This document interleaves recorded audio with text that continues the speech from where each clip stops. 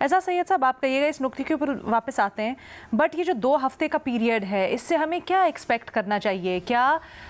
ऐसा तो नहीं है कि अमेरिका एग्जॉस्ट कर देगा इस 2 हफ्ते के अंदर ईरान को? क्योंकि ऑब्वियसली हम बात तो कर रहे हैं कि ईरान किस तरह से अपना दिफा कर रहा है, इसराइल के ऊपर हमले कर रहा है, but fact of the matter is कि ईरान का भी बड़ा नुकसान हो रहा है। तो अगर मुज़ाकरात ही करने हैं तो वीकर पोजीशन और होती जाएगी।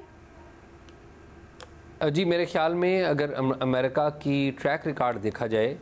तो अमेरिका हमेशा इस तरह की जो सिचुएशंस हैं उसमें अपनी एक पॉलिटिकल कैलकुलेशन करता है, और बाज़ औक़ात जब रिक्वायर्ड रिज़ल्ट नहीं आते तो उस टाइम को वो बढ़ा देता है। मेरा ये ख्याल है कि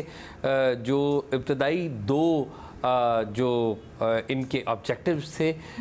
नंबर 1 ये कि ईरान का जो न्यूक्लियर सिस्टम है उसे मुकम्मल तौर पर ख़त्म कर दिया जाए, उनकी न्यूक्लियर इनरिचमेंट को ख़त्म कर दिया जाए, नंबर 1, और नंबर 2 कि ईरान के अंदर रजीम चेंज किया जाए, या रजीम कोलैप्स कह लें या चेंज कह लें, एक्चुअली रजीम चेंज करना चाहते हैं। तो इब्तदाई तौर पे जो पहला हल्ला हुआ है 13 जून से अभी तक इसराइल कामयाब नहीं हुआ ईरान के अंदर रजीम चेंज करने में, और ईरान की तरफ से भी अभी तक कोई ऐसा इकदाम नहीं किया गया जो अमेरिका को बराह रास्त कोई इस बात का जवाब दे सके कि अमेरिका इस जंग में कूद पाए। अब लग ये रहा है कि बैकडोर चैनल्स पे जो गुफ्तगू हो रही होगी, जो यकीनी तौर पे हमें पता नहीं, और हम एक अंदाज़ा कर रहे हैं कि बैकडोर चैनल पे क्या बातें हो रही होंगी। इजरायली जो एडमिनिस्ट्रेशन है और इजरायली इस्टेब्लिशमेंट है वो अमरीकी इस्टेब्लिशमेंट को इस बात पे कायल करने की कोशिश कर रही होगी कि आप इस जंग में आ जाएं। लेकिन अमरीकी इस्टेब्लिशमेंट ने भी अपनी इंटरनल पॉलिटिक्स को देखना है, डोनाल्ड ट्रंप ने भी अमरीका के अंदर अपनी इंटरनल पॉलिटिक्स को देखना है।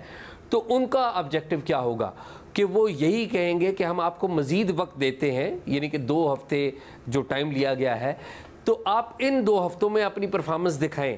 कि एक तरफ ईरान को नुकसान हो रहा है। देखिए, इसमें कोई शक नहीं है कि ईरान रिस्पांस कर रहा है, ईरान ने बड़ी जवामर्दी से रिस्पांस किया है, बड़ी जुर्रत के साथ रिस्पांस किया, लेकिन ये भी एक हकीकत है कि ईरान की इकानमी वो कोलैप्स हो चुकी हुई है, ईरान पाबंदियों का शिकार है, और ईरान का जो डिफेंस सिस्टम है वो इतना ज़्यादा मौसर नहीं है अगर कंपेयर किया जाए इसराइल के मुकाबले में, ये एक हकीकत है। तो ये जो 2 हफ्ते लिए गए हैं डोनाल्ड ट्रंप की तरफ से फैसला करने के, ये 2 हफ्ते फैसला करने के लिए मेरा ख्याल है नहीं लिए गए, ये 2 हफ्ते इसराइल को मज़ीद कार्रवाइयों की इजाज़त देने के लिए लिए गए हैं, ताकि इसराइल जो रिज़ल्ट्स है वो दे सके। या तो वो पूरे के पूरा इस बात को रिपोर्ट करे कि जी हमने वाकई उनकी इस्टेब्लिशमेंट को कोलैप्स कर दिया है और रजीम चेंज हो सकती है, और साथ ही साथ हम उनकी यूरेनियम का जो इनरिचमेंट के जो प्लांट्स हैं, जौहरी प्रोग्राम के मुख्तलिफ प्लांट्स हैं, उनको ख़त्म कर दिया है। आज भी अभी मेरी थोड़ी देर पहले ईरान में बात हो रही थी तो ये बताया जा रहा था कि तेहरान के अंदर और ईरान के नवा में उन तमाम जगहों पर बमबारी इसराइल कर रहा है जहाँ पर मुमकिना तौर पर खामनाई जो कि ज़ाहिर है उनके रूहानी पेशवा हैं वो वहाँ पर हो सकते हैं, और दूसरी जो उनका जो टारगेट है वो ईरान का जो न्यूक्लियर प्लांट्स हैं, उनकी न्यूक्लियर फैसिलिटीज़ हैं, वो उसके ऊपर है। तो मुझे ये लगता है कि ये टाइम ट्रंप साहब ने लिया नहीं, ये टाइम उन्होंने दिया है इसराइल को कि वो मज़ीद कार्रवाइयाँ कर सकें। इरशाद भट्टी साहब, आप इसके ऊपर क्या राय रखते हैं? क्या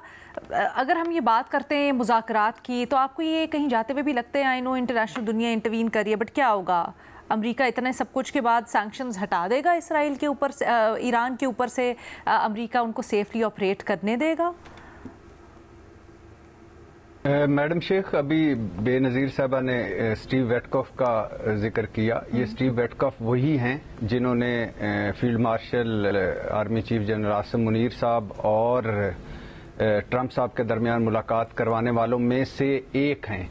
और ये भी उस मुलाकात में मौजूद थे। और उस मुलाकात के हवाले से जब पूछा मैंने लेफ्ट राइट के क्या उसमें ईरान इसराइल जंग, तो उसमें बताया गया कि हाँ वो ज़ाहिर है डेफिनेटली इसका जिक्र था, और हमारी तरफ से तो यही कहा गया कि मजबूत ईरान होना चाहिए, मसारों का फ़ायदा है, और मुज़ाकरात होने चाहिए, और बातचीत से अमन से ये मामला हल होना चाहिए। تو اور اس کے بعد ٹرمپ صاحب نے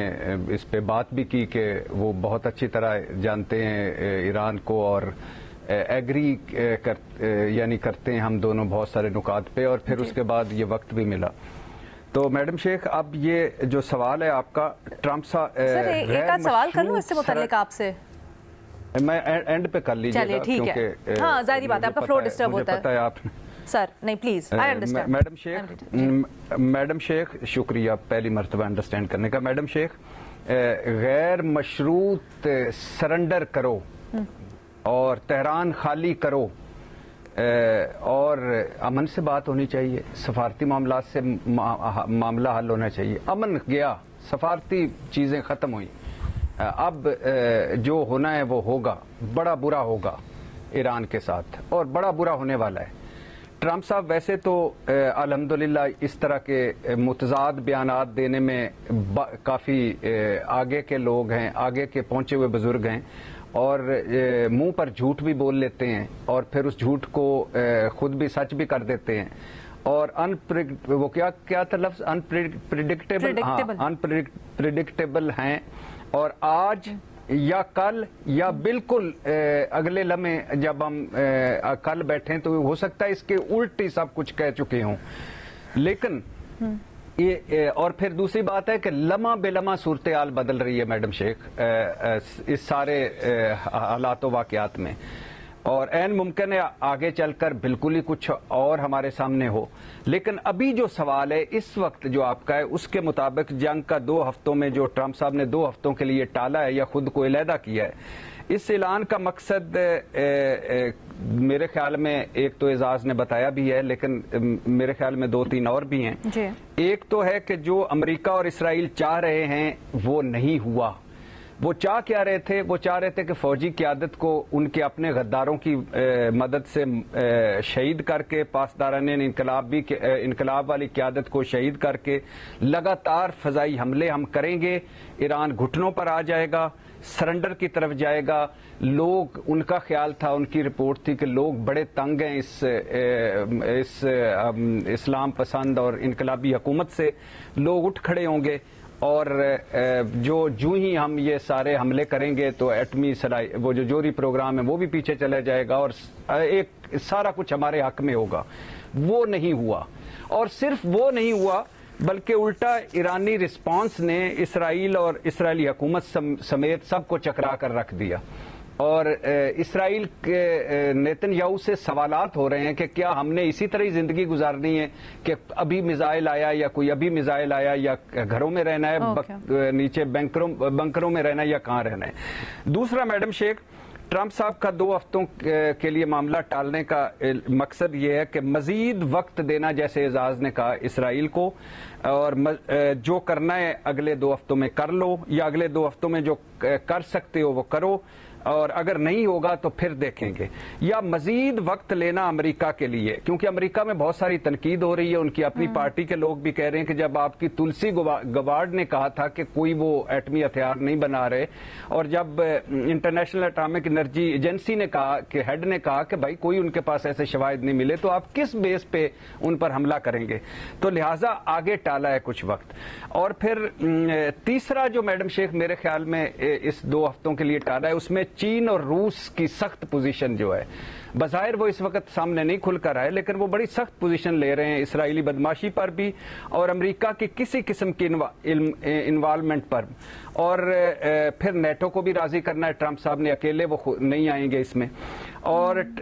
چوتھی وجہ جو ہے ٹرمپ صاحب کا 2 ہفتوں بعد فیصلے میں، کہ ایک گڈ فیتھ میں یہ بھی سوچا جا سکتا ہے کہ وہ واقعی اس جنگ میں خود حصہ نہ لینا چاہتے ہوں، ایک اپنے بیسز کی وجہ سے جو ارد گرد مفادات ہیں، اور خطے میں جو باقی ممالک ہیں، عرب ممالک، انہوں نے کہا ہو کہ آپ نے نہیں لینا، یا اپنے بیسز کی وجہ سے ان پر حملہ نہ ہو جائے۔ ٹھیک ہے۔ پھر جو ٹرمپ صاحب کو آخری 2-3 جملے، پھر جو ٹرمپ صاحب کو امن کے ایک بت انہوں نے بنایا ہوا ہے، امن کا بت، نوبل پرائز، امن کا دائی، جنگیں نہیں، جنگوں کے خلاف، وہ امیج بھی اپنا کہیں، ٹھیک ہے۔